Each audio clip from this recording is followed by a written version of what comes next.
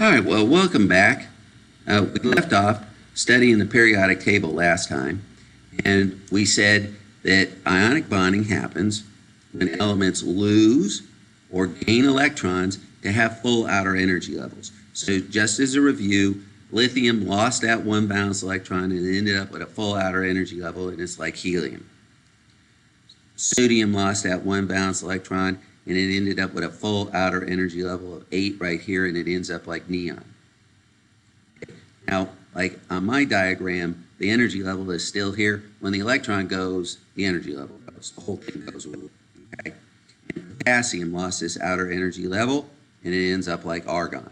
And the same thing here with beryllium. It lost those 2 valence electrons, and it ends up like helium. So they're losing electrons, and their energy levels look more like the noble gases. And over here, these elements are gaining electrons. So sodium or nitrogen has 2 on the first energy level and then 8. It's like neon. Oxygen has 2 on the first energy level and then 2 plus 6 is 8. It's like neon. Fluorine has 2 on the first energy level. 1 plus 7 is 8. It's like neon. So all these also became like the noble gases. Okay? With these full outer energy levels. And these numbers up here tell us how many electrons were lost. When they lose negatives, they become positive, and when they gain electrons, they become negative. So these numbers up here tell us how many electrons were lost or gained to have full outer energy levels of 8. So what is ionic bonding? It's just exactly what we said. It happens when electrons are lost and they become positive ions, like the ones I showed you on the periodic table there, with those red numbers, or gained when negative ions are created. The opposite charges attract, which means the opposite charged ions are attracted to one another. So just like we said with a magnet, positives attract negatives, and they're going to pull and join together. Now that oxidation number that I showed you on the last page, this is the number of electrons lost, and this is the number of electrons gained. So on this page, okay, it says the oxidation number of an atom. Oxidation number is the number of electrons an atom loses or gains to have a full outer energy level and become stable.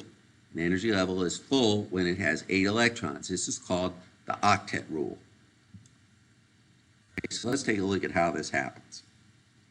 Okay, so we're going to make Bohr models of sodium and chlorine. We're going to make table salt. Now, I put them facing each other. Normally we had the Bohr models where the energy levels were over here. I put them facing each other because they're going to bond. Okay, so we know, just like from the last unit, sodium has atomic number of 11, which means it has 11 protons. 11 protons tells us that as an element, not as an ion, but when it's an element, it has 11 electrons.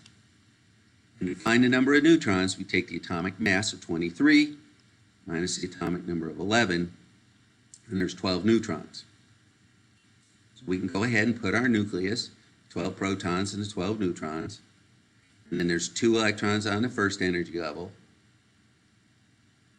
and then 8, and then 1 out here on this outer energy level. I put it in red because it's the valence electron. The Bohr model for chlorine. Chlorine, we know it has an atomic number of 17, so it has 17 protons. 17 protons tells us that as an element, it also has 17 electrons because elements are neutral. Okay, they're not ions yet. To find the number of neutrons, we take the atomic mass of 35 minus the atomic number of 17 is 18 neutrons. So we can make our nucleus. We got the 17 protons and the 18 neutrons. There's 2 electrons on the first energy level. And there's 8. And then there's 7. And that's all 17 electrons for protein. This is all 11 electrons for sodium. Now sodium has this one valence electron out here. It's not stable. If it could get rid of it, what would be left is this full energy level of 8. Chlorine's like, hey, I'm almost stable. I just need one more electron here.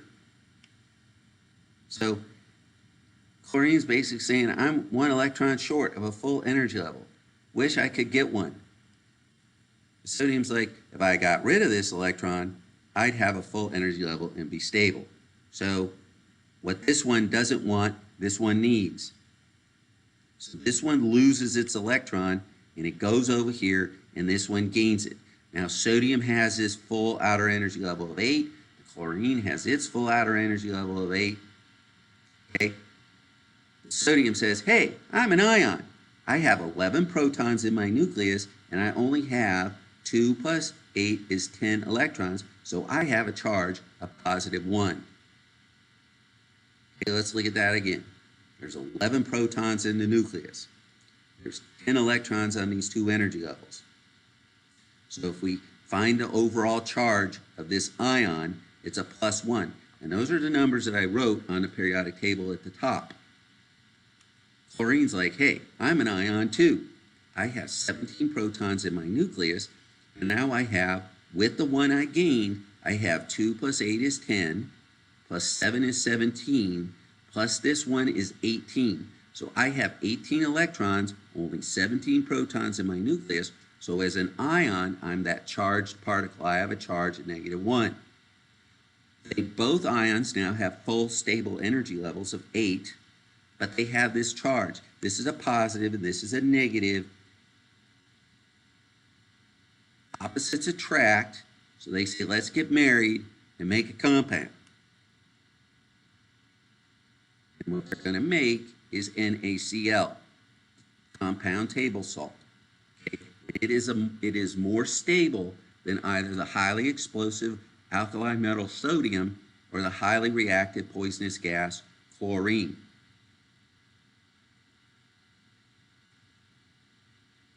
Okay. So again, these oxidation numbers, where do they come from? Okay. Well, sodium said, hey, I'm an ion. I got 11 protons in my nucleus. I have 10 electrons. The difference or the change is 1 plus. So that's my oxidation number. Chlorine, hey, I'm an ion. I have 17 protons in my nucleus because that's what makes me chlorine. With the electron I gained from the sodium, I have 18 electrons. The difference is -1, so I have a charge of -1. Now, the structures of an ionic compound. Okay? The crystal is tightly held together because of the opposite charged ions or ion groups called polyatomic ions. So we can either have just one atom or sometimes it's a group. Okay? So we have the sodium with its positive, chlorine with its negative. And then guess what's going to come here? A positive sodium. And then what's going to come here? A negative chlorine. Now what would fit in this corner? Could it be another positive? Positive is repelled. No, it needs to be a negative chlorine. In between these two negatives has to go a positive. In between these two positives has to go a negative. Now I stopped putting the Na and the Cl here because it doesn't have to be sodium and chlorine. That's not the only ionic compound. The point is that the positives and the negatives line up so they're always attracting. So this negative is attracted to this positive is attracted to this negative is attracted to this positive. Okay, so this positive is going to be attracted to this negative positive is attracted to this negative is attracted to this positive. So everything is attracted to the thing next to it. Okay, so it's lining up positive, negative, positive, negative. And guess what? We have a repeating pattern. Okay, this is very predictable. Okay, and these opposites are attracting. Okay, the sodium is attracting to the chlorine, and the chlorine is attracting to the sodium, and the sodium is attracting to the chlorine. Okay, so yes, guess what? They make crystals from these repeating patterns. So you guessed it, these are crystalline solids. Remember at the beginning of the year we had amorphous solids and crystalline solids? Ionic compounds are crystalline solids. Because these positive and negatives are attracted to each other with tremendous forces, they have high melting points. They don't want to just break up. So like table salt doesn't melt when you put it in a pan. It might dissolve if it's in water, but it doesn't melt. So they have usually they have really high melting points. Okay? If they have a very high temperature at which they melt, like 1,000 degrees, what are they going to be at room temperature? They're going to be solids. Let me say that again. They have a really high temperature at which it melts. So like if this was table salt and it melts, at a very, very high temperature, like let's say 1,000 degrees. And at room temperature, we're going to be well below the melting point. It's going to be solid. One of the special things that we're going to talk about this later in the year is that when they dissolve, they split up and break into ions. As they break into ions and they break into these charged particles, when they dissolve, they conduct electricity. Okay? I also put on here, you need to know these properties, so mark this page. I want you to answer these questions, and we'll pick up from here next time.